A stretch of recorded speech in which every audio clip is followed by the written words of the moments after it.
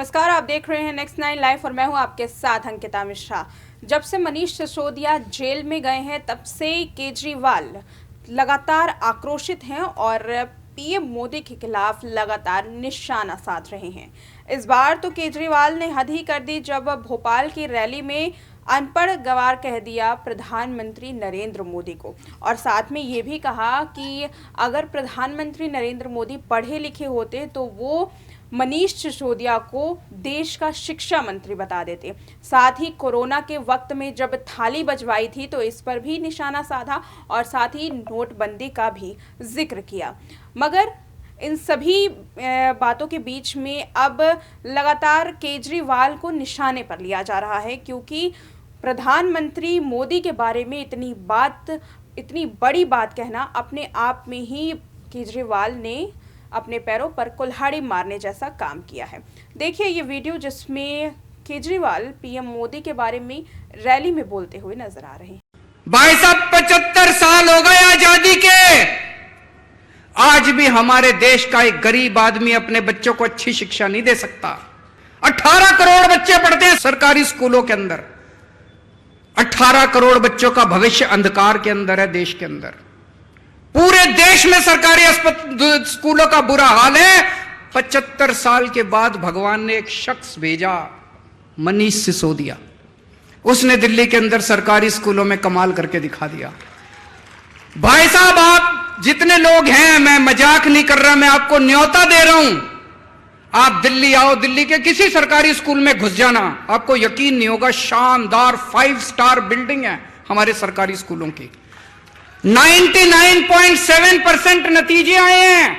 सरकारी स्कूलों के बच्चे इंजीनियर बन रहे हैं, डॉक्टर बन रहे हैं। रिक्शे वालों के बच्चे डॉक्टर, इंजीनियर, वकील बन रहे हैं। लोग अपने बच्चों को प्राइवेट से निकाल के, बड़े बड़े प्राइवेट स्कूलों से निकाल के अब सरकारी स्कूलों में भर्ती करा रहे हैं। और प्रधानमंत्री जी ने मनीष सिसोदिया को जेल भेज दिया। उस दिन मेरे को लगा, जिस दिन प्रधानमंत्री जी ने मनीष को जेल भेजा, कि देश के प्रधानमंत्री पढ़े लिखे तो होने चाहिए।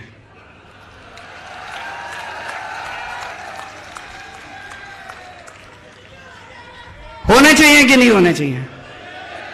अगर देश के प्रधानमंत्री पढ़े लिखे होते तो उनको शिक्षा का महत्व पता होता कि शिक्षा कितनी जरूरी है देश के विकास के लिए। अगर देश के प्रधानमंत्री देशभक्त होते तो वो ये नहीं सोचते कि मनीष सिसोदिया आम आदमी पार्टी का है, कि फलानी पार्टी का है, कि ढिमकी पार्टी का है। वो मनीष सिसोदिया जैसे शख्स को देश का शिक्षा मंत्री बना देते और कहते थे, जा मनीष सिसोदिया 10 लाख स्कूल ठीक कर दे अब तुम। पर हमारे प्रधानमंत्री जी ने क्या किया? ऐसे शख्स को उठा के जेल में डाल दिया। उस दिन मुझे लगा कि देश के प्रधानमंत्री पढ़े लिखे होने चाहिए। और भी बहुत जरूरी है प्रधानमंत्री को पढ़े लिखे होना। अगर कम पढ़ा लिखा प्रधानमंत्री होगा, कोई भी आके उनको बेवकूफ बना देगा। कोई आके बोलेगा, सर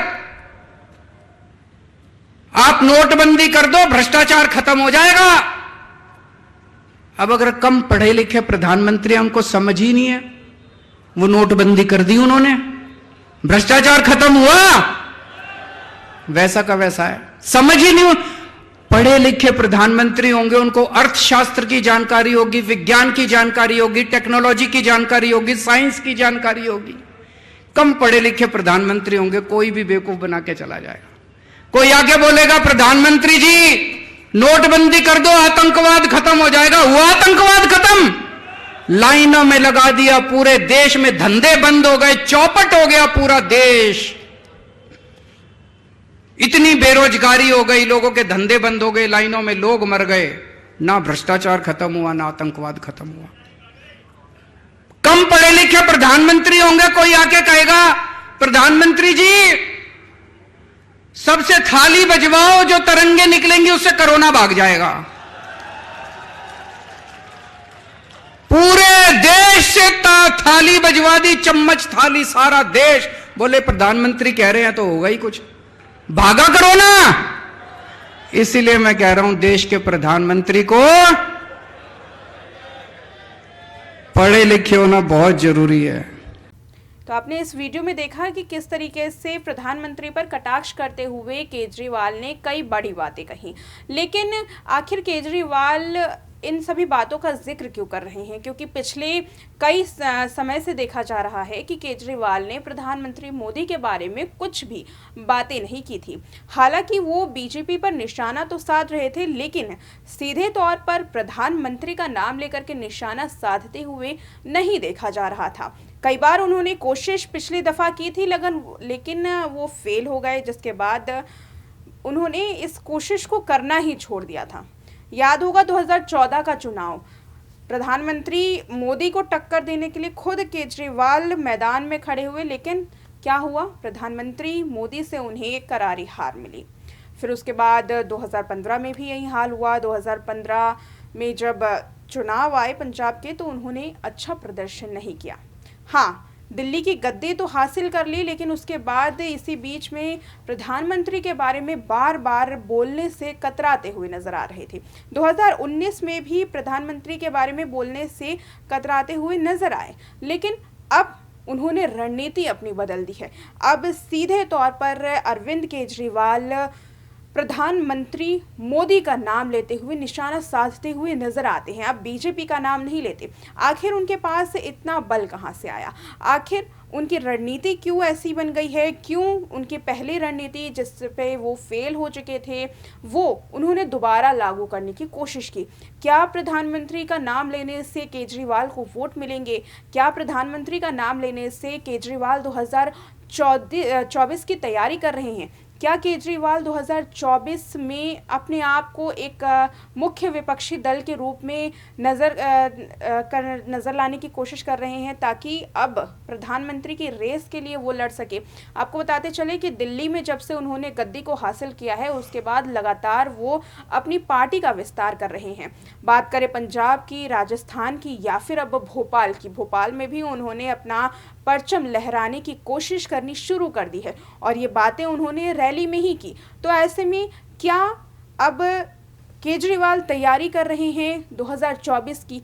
क्या केजरीवाल प्रधानमंत्री बनने की तैयारी कर रहे हैं? क्योंकि तमाम विपक्षी दल केजरीवाल के साथ है। अगर बात करें सपा की या फिर शिवसेना की, ममता बनर्जी केजरीवाल के साथ नजर आई थी। जब मनीष सिसोदिया की गिरफ्तारी हुई थी, तो विपक्षी दलों ने केजरीवाल के साथ मिलकर खुद प्रधानमंत्री मोदी को चिट्ठी लिखा था और ये बात कही थी कि केंद्रीय जांच एजेंसियों का लगातार विपक्षी दलों पर निशाना साधना ठीक बात नहीं है। जब से सत्ता में बीजेपी आई है, तब से लगातार निशाना बनाया जा रहा है केंद्रीय जांच एजेंसियों के द्वारा विपक्षी पार्टियों को। ऐसे में अब क्या केजरीवाल को इन विपक्षी पार्टियों का 2024 तक साथ मिलेगा और ये सभी पार्टियां मिलकर के प्रधानमंत्री नरेंद्र मोदी के खिलाफ लड़ने का प्रयास कर रही हैं? विशेषज्ञों का कहना कुछ यही है। दरअसल मनीष सिसोदिया जब से जेल में है, तब से केजरीवाल लगातार आक्रोशित हैं। यही एक वजह मानी जा रही है कि अब प्रधानमंत्री मोदी पर सीधा निशाना साध रहे हैं। वहीं विशेषज्ञों का ये भी कहना है कि प्रधानमंत्री मोदी चूँकि पार्टी का विस्तार कर रहे हैं, पंजाब में भी उन्होंने अच्छी गद्दी पाई, उन्होंने अपनी सरकार बनाई। ऐसे में धीरे धीरे करके वो पूरे देश में अपनी पकड़ बनाने की कोशिश कर रहे हैं और उन्हें विपक्षी पार्टियों का साथ भी मिल रहा है। इसी वजह से केजरीवाल को बल मिल रहा है।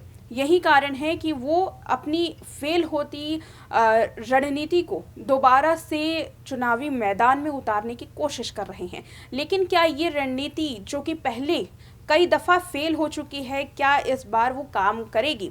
2023 आ चुका है और अगले साल ही प्रधानमंत्री मोदी फिर से चुनावी मैदान में उतरेंगे और फिर से प्रधानमंत्री पद का चुनाव किया जाएगा। ऐसे में क्या केजरीवाल एक कड़ी टक्कर दे पाएंगे प्रधानमंत्री को? क्योंकि कई बार केजरीवाल हार भी चुके हैं। और अगर बात करें ज़मीनी हकीकत की, इस वक्त जनप्रतिनिधियों को तैयार किया है केजरीवाल ने, ताकि वो दिल्ली में घर घर जा कर के प्रचार प्रसार कर सके और हस्ताक्षर अभियान भी चलाया है, जिसके कारण अब केजरीवाल चाहते हैं कि मनीष सिसोदिया को भले ही केंद्रीय जांच एजेंसियां इनको निशाने पर ले रही हैं, उनके खिलाफ सबूत मिल रहे हैं, बीजेपी उनको निशाने पर ले रही है, लेकिन लोगों के द्वारा अब सहानुभूति हासिल की जा सके ताकि अगले चुनाव में केजरीवाल को इसका फायदा मिले। इसलिए हस्ताक्षर अभियान की शुरुआत की है। 250 वार्ड में 250 जनप्रतिनिधियों को लगाया गया है और ये कोशिश की जा रही है कि जगह जगह गली गली नुक्कड़ पर जाकर के मनीष सिसोदिया की शिक्षा नीति पर बात की जाए, सत्येंद्र जैन की स्वास्थ्य नीति पर बात की जाए और मोहल्ला क्लिनिक, स्कूल्स के बारे में बार बार लोगों को बता करके एक बार फिर से आम आदमी पार्टी अपनी तरफ लोगों का ध्यान आकर्षित करे ताकि फिर से दिल्ली की राजगद्दी उन्हें हासिल हो जाए। हालांकि गौर करने वाली बात तो ये भी है कि तमाम प्रयासों के बाद भी आज तक बीजेपी दिल्ली की राजगद्दी को हासिल नहीं कर पाई है। 3 बार लगातार केजरीवाल की सरकार बनी, तो ऐसे में अब बीजेपी पार्टी के लिए भी चुनौती है कि क्या बीजेपी आगे आने वाले दिनों में केजरीवाल